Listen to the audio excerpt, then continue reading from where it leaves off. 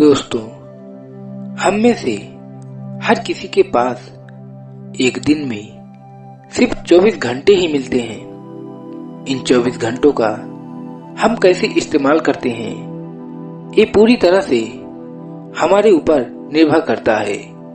और आपने ये भी देखा होगा कि सिर्फ इन 24 घंटों का इस्तेमाल करके न जाने कितने लोगों ने अपने सपनों को पूरा किया है, न जाने कितने ही लोगों ने अपने उन सफलताओं को हासिल किया है जिसके लिए वो निरंतर प्रयास कर रहे थे। लेकिन इस दुनिया में अधिकांशतः लोग इन 24 घंटों का सही इस्तेमाल करना नहीं जानते। उनका ये समय कब और कहां खत्म हो जाता है, ये उन्हें भी पता नहीं चल पाता। और जब ये समय उनके हाथों से निकल जाता है तो सिर्फ बस पछतावा ही रह जाता है।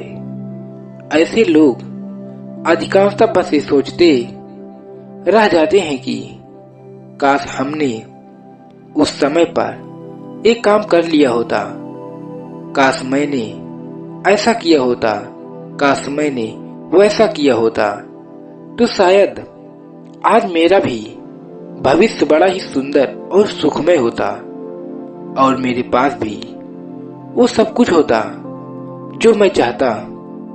दोस्तों, आज की ये कहानी हमें यही सिखाने वाली है कि हमें अपने वर्तमान का समय किस तरह से इस्तेमाल करना चाहिए, न ही भूतकाल और न ही भविष्यकाल की चिंता किए हुए केवल वर्तमान में जीना चाहिए। लेकिन उससे पहले मेरी एक छोटी सी विनती है, अगर आप मेरे चैनल पर नए हैं तो चैनल को सब्सक्राइब और घंटी बटन को जरूर दबा दीजिएगा। और अगर आपको ये वीडियो अच्छी लगे तो लाइक और शेयर भी कर सकते हैं। ये कहानी बहुत पहले की है। एक दिन वैशाली में विहार करते समय महात्मा बुद्ध अपने सभी भिक्षुओं को कहते हैं कि भिक्षुओं, सावधान हो जाओ, मैं आने वाले 3 महीनों के बाद परिनिर्वाण ले लूंगा। दोस्तों, निर्माण का अर्थ ये होता है शरीर त्याग देना। आगे महात्मा बुद्ध ने अपने भिक्षुओं से कहा कि मेरे जाने का समय आ चुका है और अब मुझे जाना होगा, इसलिए अब तुम्हारे पास बस ये 3 माह ही बचे हुए हैं। इसीलिए जो भी करने योग्य है उसे करने में देरी ना करो। महात्मा बुद्ध के मुख से ये सारी बातें सुनकर सभी भिक्षुओं में एक भय की लहर दौड़ गई और भय होना स्वाभाविक ही था। सभी भिक्षु विषाद में डूब गए, रोने लगे। सभी भिक्षु एक दूसरे से बात करने लगे और कहने लगे कि अब हमारा क्या होगा, जिसके लिए हमने अपना पूरा जीवन समर्पित किया था वही हमें अब छोड़ के जा रहा है। जो हमें रास्ता दिखाने वाला था उसका अब समय आ चुका है। अब हम भला कैसे आगे बढ़ेंगे, कौन हमें रास्ता दिखाएगा और हमारा क्या होगा। ऐसे कई सवाल उन सभी भिक्षुओं के मन में उत्पन्न होने लगे और उन सभी के मन में महात्मा बुद्ध के बिछड़ने का एक भय भी परेशान करने लगा। लेकिन उन्हीं भिक्षुओं में से एक ऐसा भिक्षु भी था जिनका नाम तीस स्थिर था, जो महात्मा बुद्ध के जाने के बाद को सुनकर जो तो ना ही रोए और ना ही उन्होंने किसी भिक्षु से कुछ कहने की कोशिश की, बल्कि वो केवल ये सोच रहे थे कि महात्मा बुद्ध हमें 3 माह के बाद हमें छोड़कर चले जाएंगे, अर्थात अपना शरीर त्याग देंगे। पर मैं अभी तक सत्य को प्राप्त नहीं कर सका हूँ। मैं सत्य से अभी काफी दूर हूँ। मुझे महात्मा बुद्ध के रहते ही मुझे सत्य को प्राप्त करना होगा कि उसके बाद मुझे कोई राह दिखाने वाला न मिल पाए। इसलिए मुझे हर हाल में महात्मा बुद्ध के शरीर त्यागने से पहले सत्य की प्राप्ति करनी होगी।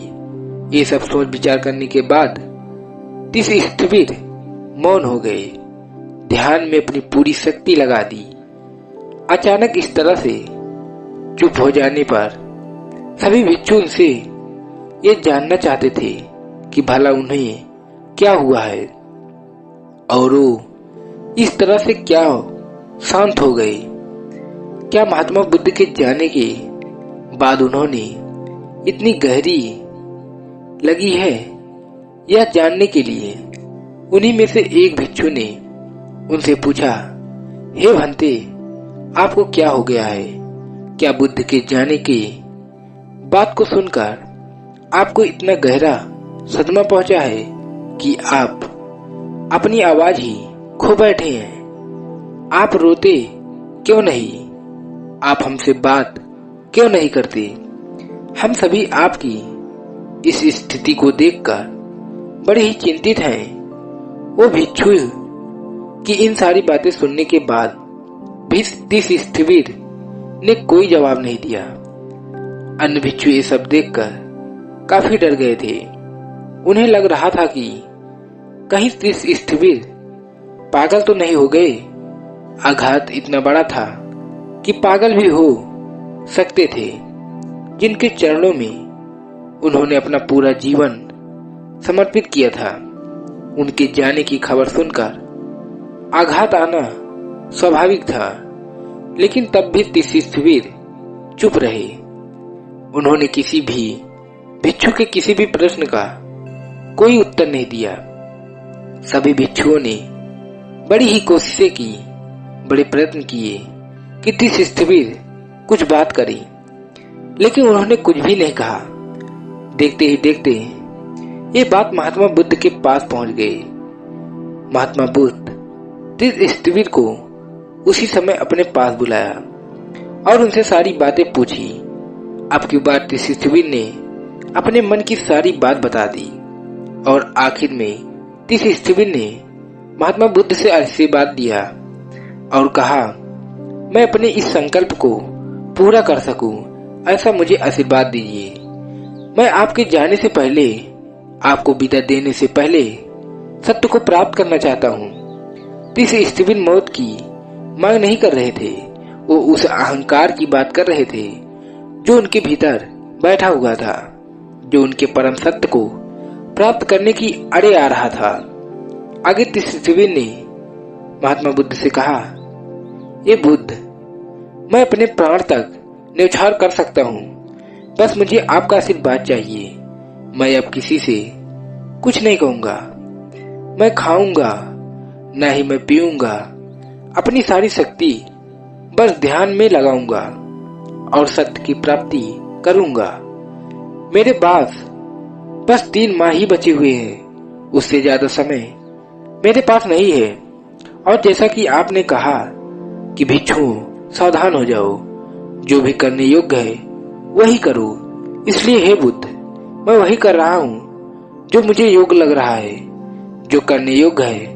महात्मा बुद्ध ने तीर्थवीर की सारी बातें सुनी और फिर उन्हें मुस्कुराते हुए आशीर्वाद दिया और साथ ही बाकी भिक्षुओं से कहा कि जो मुझसे प्रेम करता है, जो मुझसे जुड़ा हुआ है, जो मुझसे स्नेह रखता है, यही तो है जो मैंने कहा था कि भिक्षुओं, जो करने योग्य है वही करो। तुम्हें भी अब वही करना चाहिए जो तुम्हें करने योग्य है, क्योंकि रोने धोने से कुछ नहीं होगा। ये संसार है और इस संसार से एक न एक दिन अवश्य जाना है। रो धोकर तुमने अपनी आधे से ज्यादा जिंदगी ऐसे ही बिता दी। अब भला चर्चा करने से क्या होगा? तुम सिर्फ झुंड से झुंड बनाकर विचार ही करते रह जाओगे। तुम लोग चाहे कुछ भी कर लो, लेकिन अब मेरा जाना तय है और तुम अब इसे बदल भी नहीं सकते। हाँ, अगर तुम चाहो इस बहुमूल्य क्षण को, इस कीमती समय को बर्बाद अवश्य कर सकते हो, लेकिन मेरी ये बात याद रखना कि आंसू काम नहीं आएंगे। तो अपनी नाव बनाओ। तिस स्टीवन ने बिल्कुल ठीक किया है। उसने अपने मौन की नाव बना ली है।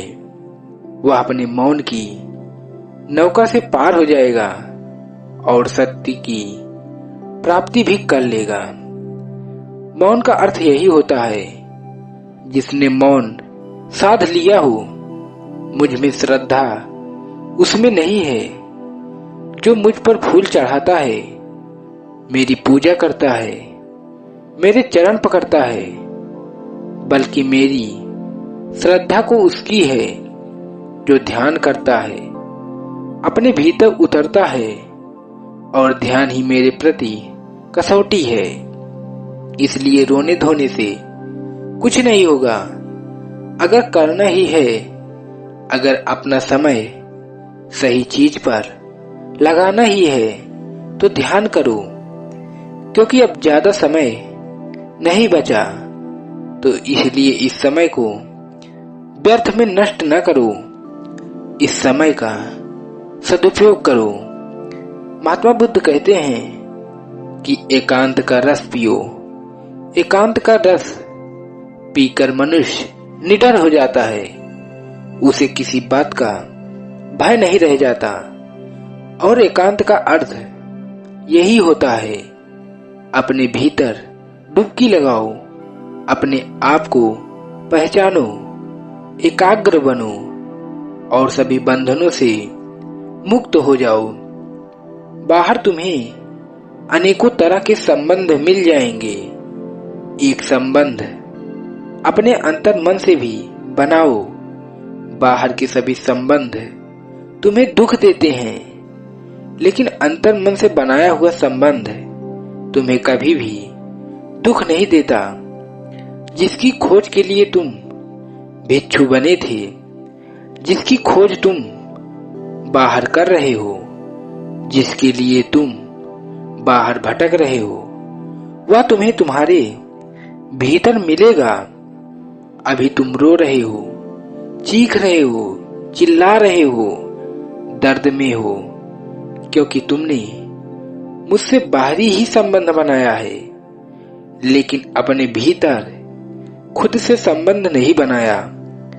अगर तुमने अपने अंतर्मन से संबंध बना लिया होता तो आज तुम्हें इस बात का बिल्कुल भी दुख नहीं होता। तो आज न तो तुम रो रहे होते और न ही चीखना और चिल्लाना कर रहे होते। इसीलिए मैं तुमसे कह रहा हूं कि एकांत का रस चखो। एकांत का रस अगर तुमने चख लिया तो तुम निडर हो जाओगे। तुम्हें किसी बात का भय नहीं रह जाएगा।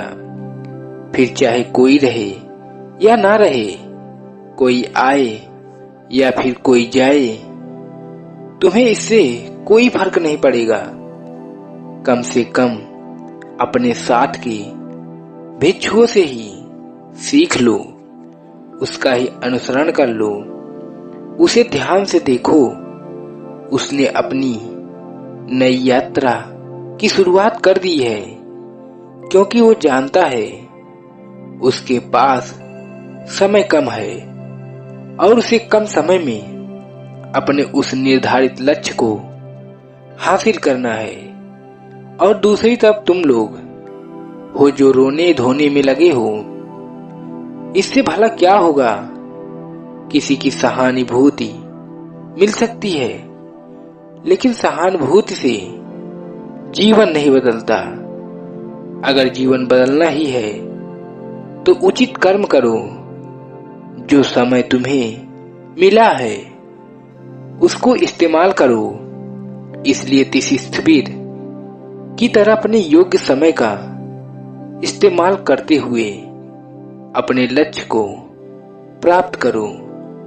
दोस्तों, महात्मा बुद्ध की इस कहानी से हमें यही सीखने को मिलता है कि हर किसी को समय एक बराबर ही मिलता है, लेकिन कोई उस समय का सही इस्तेमाल कर लेता है और कोई उस समय को व्यर्थ कर देता है। जिस प्रकार तिथिस्थिर ने ठान लिया था कि उसे सत्य की प्राप्ति करनी है और उसके पास अब 3 माह का ही समय बचा हुआ है, इसलिए उसने ठान लिया था कि उसे अभी 3 माह के अंदर सत्य की प्राप्ति करनी है और उसने उसकी तैयारियां अभी से शुरू कर दी। इसलिए उसने गौतम बुद्ध से आशीर्वाद भी लिया। वहीं पर दूसरी तरफ अधिकांशतः लोग यही करते हैं, जब उनके पास समय होता है तो वो सोचते हैं कि अभी तो बहुत समय है और अपने समय को किसी अन्य चीजों में व्यर्थ ही नष्ट कर देते हैं। और ऐसा इसलिए होता है क्योंकि उनके पास कोई लक्ष्य ही नहीं होता। जैसा कि हमने इस कहानी में देखा, तिथिस्थिर के पास एक लक्ष्य था, उसे 3 माह के अंदर सत्य की प्राप्ति करनी थी, जबकि बाकियों को सिर्फ ये ध्यान था कि महात्मा बुद्ध ने उन्हें सावधान किया है कि 3 माह के बाद वो शरीर को त्याग देंगे, जिस कारण वो सारे लोग रोने धोने में लग गए। लेकिन उसके पास कोई लक्ष्य नहीं था। ठीक इसी प्रकार हमारे जीवन में भी दोस्तों, जब आपके पास कोई लक्ष्य होगा ही नहीं, जब आपको यही नहीं पता है कि जाना कहाँ है, तब आप भला उस लक्ष्य तक कैसे पहुंचेंगे। और जब आपके पास कोई लक्ष्य ही नहीं है तो आपके पास समय ही नहीं है, और ऐसे में आप इस समय को, इस कीमती पल को व्यर्थ ही गंवा रहे हैं, नष्ट कर रहे हैं। अगर आप अपने जीवन में कुछ हासिल करना चाहते हैं तो सबसे पहले अपने जीवन में एक लक्ष्य निर्धारित कीजिए, क्योंकि बिना लक्ष्य आप कहीं नहीं पहुंच सकते। और जब आप अपने जीवन में एक लक्ष्य निर्धारित कर लेंगे तो उसे पूर्ण करने में अपना 100% दीजिए, जिस कारण आप एक न एक दिन अपने उस लक्ष्य तक अवश्य पहुंचेंगे, क्योंकि आपको ये पता है कि आपको जाना कहाँ है। दोस्तों, उम्मीद है कि आपने आज की इस वीडियो से जरूर कुछ न कुछ सीखा होगा। तो इस वीडियो को लाइक और अपने दोस्तों के साथ शेयर जरूर करिएगा, और हमें ऐसे ही सपोर्ट करने के लिए चैनल को सब्सक्राइब और घंटी बटन को जरूर दबा दीजिएगा। तो चलो मिलते हैं ऐसी एक और वीडियो में, तब तक के लिए अपना ख्याल रखें। धन्यवाद।